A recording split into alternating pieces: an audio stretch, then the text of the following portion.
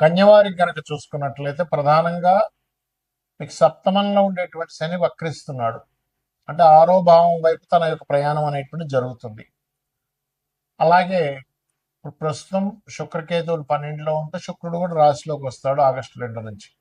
ఈ జూలై 27వ తేదీ నుంచి డిసెంబర్ 10వ తేదీ వరకు ఉండేటువంటి గ్రహస్థితి ఏదైతే ఉందో ఈ వక్రించినటువంటి శని మూలంగా మీకు కలిగేటువంటి ఫలితాలు ఏమిటి, ఏ దేవత ఆరాధన చేయాలి, ఎటువంటి విషయాల పట్ల జాగ్రత్తగా ఉండాలి, మీ పర్సనల్ చార్ట్లో కూడా ఏదైనా గ్రహం వక్రించినప్పుడు మీకు ఎటువంటి ఫలితాలు వస్తాయి అనేటువంటి అంశాలు చెప్తుంది నేనైనప్పటికీ చెప్పిస్తుంది సాక్షాత్ లలిత అమ్మవారిగా భావిస్తూ ఆ లలితాంబిక అమ్మవారి యొక్క అనుగ్రహం మీకు పరిపూర్ణంగా కలగాలని మనస్ఫూర్తిగా కోరుకుంటూ, ఇక్కడ గమనించినట్లయితే ఎప్పుడైతే ఈ కన్యా లగ్నం అయిందో, కన్యా రాశి అనుకోండి, లగ్నం అనుకోండి, సప్తమంలో ఉండే గ్రహం వక్రించినందుకు ఏంటంటే కొంచెం ఈ వివాహ సంబంధించినటువంటి విషయాల్లో వెనక్కి వెళ్తూ ఉంటాయి ఈ 4.5 నెలలు కూడా. కాబట్టి మీరు కొంచెం నువ్వులు దానంగా ఇవ్వడము, శని భగవానుడి దగ్గర దీపారాధన చేయడము, కాస్త వెంకటేశ్వర స్వామి ఆలయానికి వెళ్తూ ఉంటే ఇది సెట్ అవుతుంది. అయితే ఇక్కడ ఆగస్టు 2 వరకు ఎటువంటి కొత్త ఇన్వెస్ట్మెంట్స్ చేయకండి. ఆగస్టు 2 నుంచి మీకు రాశిలో శుక్రుడు లగ్నంలో శుక్రుడు, సప్తమంలో శని వక్రించి ఉంటున్నాడు. కాబట్టి అక్కడి నుంచి మరింత జాగ్రత్తగా ఉండాలి వివాహ నిర్ణయాలు తీసుకునేటువంటి అంశంలో. కాకపోతే ఈ శని వక్రగతి వల్ల ఆరో భావంలోకి వస్తున్నాడు కాబట్టి ఉద్యోగ అవకాశాలు వస్తాయి చక్కగా. అందులో ముఖ్యంగా మార్కెటింగ్ రంగాల్లో ఉండేటువంటి వారికి, ఆన్లైన్ రిలేటెడ్ సంబంధించిన ఉద్యోగాలు చేసేటువంటి వారికి, ఏఐ ఆర్టిఫిషియల్ ఇంటెలిజెన్స్ రిలేటెడ్ సంబంధించిన డెవలప్ చేసేటువంటి వారికి చాలా బాగుంటుంది చెప్పాలంటే. అయితే మీరు నిత్యము చేయవలసిన దేవతారాధన కూడా దుర్గాదేవి యొక్క ఆరాధన, వెంకటేశ్వర స్వామి యొక్క ఆరాధన చేయండి. ఇంకొక విషయం ఏంటంటే కొంతమందికి చూడండి స్కిన్ రిలేటెడ్ ఇష్యూస్ ఉంటాయి, వారు కాస్త జాగ్రత్తగా ఉండాలి. కొంతమందికి ఎండలోకి వెళ్తే పడదు, ఎండ పడుతుందనగానే వాళ్ళ చర్మంలో మార్పులు వచ్చేస్తుంటాయి. ఇలాంటి వారు కాస్త జాగ్రత్తగా ఉండాలి. వెంకటేశ్వర స్వామి ఆరాధన చేయండి, వీలైతే ఆదిత్య హృదయ పఠనం చేయండి, క్లియర్ అవుతుంది. భృగునందనాడి అనేటువంటి శాస్త్రం పరంగా ఒక గ్రహం వక్రించి ఉంది మీ పర్సనల్ చార్ట్లో అనుకుంటే అది ఊరికనే వక్రించడం అని కాదు, మీరు ఆ సమయంలో ఎందుకు పుట్టారు అంటే గురువు వక్రించాడు, లేదా శని వక్రించాడు, శుక్రుడు బుధుడు లేదా కుజుడు వక్రించాడు, మిగతా రాహుకేతువులు రవిచంద్రులు అయితే వక్రించడం చెప్పాం. అయితే ఒకవేళ వక్రించిన నక్షత్రంలో ఉంటే అప్పుడు మళ్ళీ దాని ఫలితం వేరే ఉంటుంది. అయితే ఇక్కడ ఉదాహరణకి మనం శనిదే తీసుకుందాం. ఎవరి పర్సనల్ చార్ట్లో అయినా శని గ్రహం కనుక వక్రించినట్లయితే రూల్ నెంబర్ 1, అది ఏ రాశిలో ఉండి వక్రించింది, వక్రించినప్పుడు వెనక రాశి ఫలితాలు ఇస్తుంది, వెనక రాశుల్లో 159లో ఏ గ్రహాలు ఉన్నాయి ఇది చూడాలి. దీనివల్ల మీకు ఆ వక్రించడం వల్ల సహజంగా ఏంటంటే మనం చూడండి ఏదైనా శని, ముఖ్యంగా అందులో పర్టికులర్గా శని భగవానుడు కనుక వక్రించినట్లయితే మీరు కెరియర్ కోసం మీ లైఫ్లో ఒక మంచి కెరియర్ రావాలంటే ఉన్న ప్లేస్ నుంచి మారాలని చెప్తుంది. మారిన తర్వాత ఎక్కువ సఫర్ అయ్యి మీరు సక్సెస్ అవుతారా లేకపోతే ఈజీగా సక్సెస్ అవుతారా అనేది ఇట్స్ డిపెండ్ ఆన్ మీ పర్సనల్ చార్ట్లో శనికి వెనక రాశుల నుంచి ఉండే గ్రహాల యొక్క స్థితిని బట్టి ఆధారపడి ఉంటుంది, గుర్తుపెట్టుకోండి. వక్రించి ఉచ్చ స్థానంలోకి వెళ్తున్నాడు, వక్రించి నీచంలోకి వెళ్తున్నాడు. ఇప్పుడు ఉదాహరణకి శని వృషభంలో ఉండి వక్రించి నీచంలోకి వెళ్తున్నాడు, ఇట్స్ నాట్ గుడ్. బట్ అదే ధనస్సులో ఉండే వృశ్చికంలో ఉండే శని వక్రించాడు, అప్పుడు ఉచ్చ స్థానంలోకి వెళ్తాడు. అంటే ఉచ్చమా నీచమా ఏ గ్రహం వక్రించినా వెళ్ళి ఏ రాశులతో కనెక్ట్ అవుతుంది, ఏ గ్రహాలతో కనెక్ట్ అవుతుంది, ఎటువంటి విషయాలను సూచిస్తుంది అనే విషయాన్ని చూసుకోవాలి. సో ఫస్ట్ ఆఫ్ ఆల్ శని అనేది కర్మకారకుడు.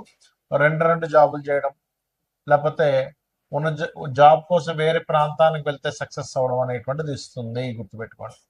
ఇక రెండవది గురువు. మీ జన్మజాతకంలో గురువు వక్రించాడు అంటే గురుసేవ బ్యాలెన్స్ ఉండిపోయింది. ఇక్కడ పూర్వజన్మల్లో మనం ఎక్కడో గురువుకి సమ్ మిస్టేక్స్ చేసాం, అజ్ఞానంలోనూ ఏదో భయపడుతూనో సంథింగ్ ఎక్కడో మిస్టేక్ జరిగింది. అంటే కొన్నిసార్లు మనం తెలియకుండానే కొంతమందికి తెలియకుండానే జరిగిపోతుంటాయి, మన కోరికల వల్ల లేకపోతే మన ఇష్టాల వల్ల, మనం అనుకునేటువంటి కొన్ని పనుల వల్ల ఏదో అలా గురువు విషయంలో కూడా ఏదో తప్పిదం జరిగింది, దాన్ని ఫుల్ఫిల్ చేసుకోవడానికి వచ్చారు భూమి మీదకి అని అర్థం చేసుకొని వీలైనంత మటుకు ఆధ్యాత్మిక చింతనలో ఉండడము, సంతానం విషయంలో కూడా, ఎందుకంటే గురువు సంతానానికి కూడా కారకుడు, రవి గురువులు. సంతానానికి సంథింగ్ ఏదో బ్యాలెన్స్ ఉన్నాము మనము చేయవలసింది ఉంది. కొన్నిసార్లు చూడండి, కొంతమంది ఇళ్లలో ఏంటో వీళ్ళ సంతానాన్ని కూడా ఈయన చూసుకుంటున్నాడు, ఇంకా వాళ్ళు ఇంకా సెటిల్ అవ్వలేదు అంటూ ఉంటారు. ఇక్కడ ఏంటంటే రెండు విషయాలు. ఒకటి, వాళ్ళ జాతకాల్లో సెటిల్మెంట్ లేట్ ఉంటుంది. సమ్ టైమ్స్ వీళ్ళకి ఇంకా రుణం ఉంటుంది వాళ్ళకి చేయాల్సినవి. అంతా రుణానుబంధ రూపేణ పశుపక్ష సుతాలయ అంటుంటాం. సో అదేవిధంగా జ్ఞానము, జ్ఞాన సంబంధించిన, దేవతా సంబంధించినవి షేర్ చేయడం వేరే వాళ్ళకి, ఇది చేస్తుండాలి జూపిటర్ వక్రించినట్లయితే.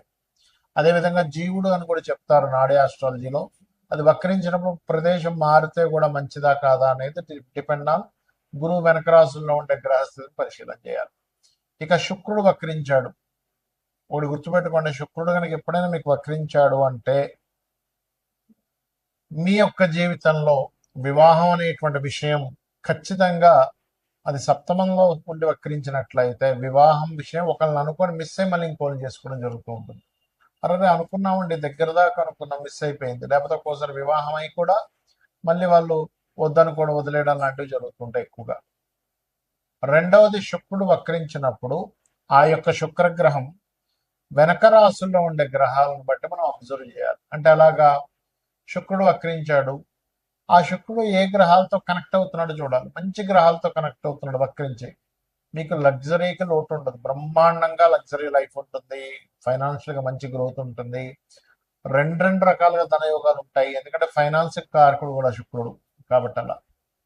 అదేవిధంగా బుధుడు వక్రించాడు అనుకోండి, ఎవరికైనా ఎవరి జన్మ జాత చక్రంలో అయినా వాళ్ళ పర్సనల్ చార్ట్ లో బుధ గ్రహం వక్రించింది, అప్పుడు మీరు చేయవలసింది ఏమిటి అంటే ఎప్పుడు కూడా మీకున్న నాలెడ్జ్ని షేర్ చేయాలి.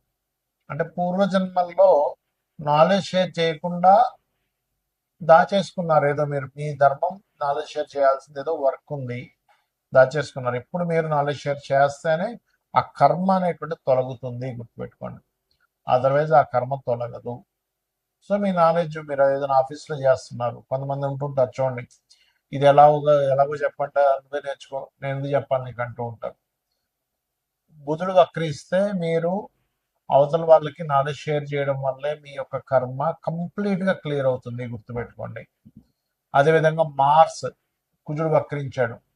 కుజుడి గొడవలు, లీడర్షిప్స్, అన్నదమ్ములు, వీటిని కూడా చెప్తూ ఉంటారు. బుధుడిని కుజుడిని కూడా అన్నదమ్ముల విషయంలో చెప్తూ ఉంటారు. అయితే ఇక్కడ ఏంటంటే సమ్ పూర్వజన్మల్లో ఉండేటువంటి కొంత వైరాలిటీ, గొడవలు, ఇలాంటివి ఏవో క్లియర్ చేసుకోవడానికి పుట్టాడు ఈ జన్మలో.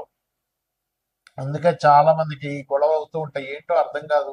ఏంటంటే నేనేమి అయినా గొడవ వస్తూ ఉంటుంది అంటుంటారు.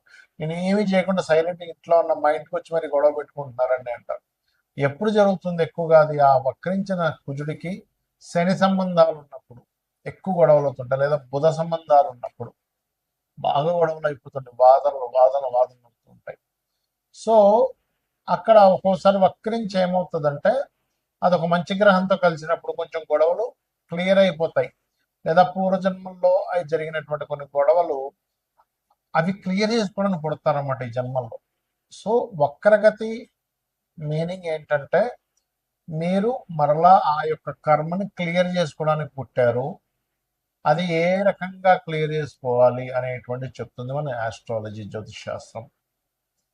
అలాగే ఇక్కడ మనం ఇందాక చెప్పుకున్నాం, రాహుకేతువులు అయితే ఎప్పుడు వక్రించే ఉంటాయి, ఎందుకంటే వక్రగతిలో తిరుగుతుంటారు. గ్రహాలని మేషం, వృషభం, మిథునం, కర్కాటకం ఇలా క్లాక్ వైజ్ లో తిరుగుతూ ఉంటాయి, రాహుకేతులు మాత్రం యాంటీ క్లాక్ వైజ్ లో తిరుగుతుంటాయి. అంటే ఏంటి, మేషం నుంచి మీనం, కుంభం, మకరం, ధనస్సు, వృశ్చికం, తుల, కన్య, సింహం, కర్కాటకం, మిథునం, వృషభం అని ఇలా యాంటీ క్లాక్ వైజ్ లో తిరుగుతూ ఉంటాయి.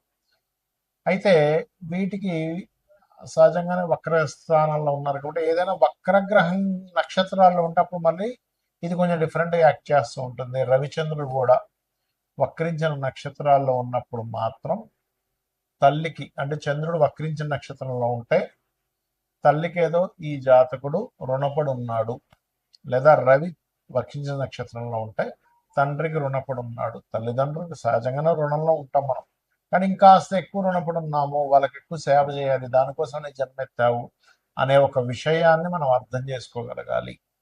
అయితే జాతచక్రం మీకు తెలిసినా తెలియకపోయినా ఎలా ఉన్నా రోజు ఉదయం సాయంత్రం లలిత గనక చేసుకోగలిగితే, లలిత సహస్రనామాలు గనక చేసుకోగలిగితే మన పూర్వజన్మ కర్మ తొలగిపోతుంది. ఖచ్చితంగా మనం ఆనందంగా హ్యాపీగా ఉండేటువంటి లైఫ్ లీడ్ చేయగలుగుతాం. శ్రీమాత్రే నమః.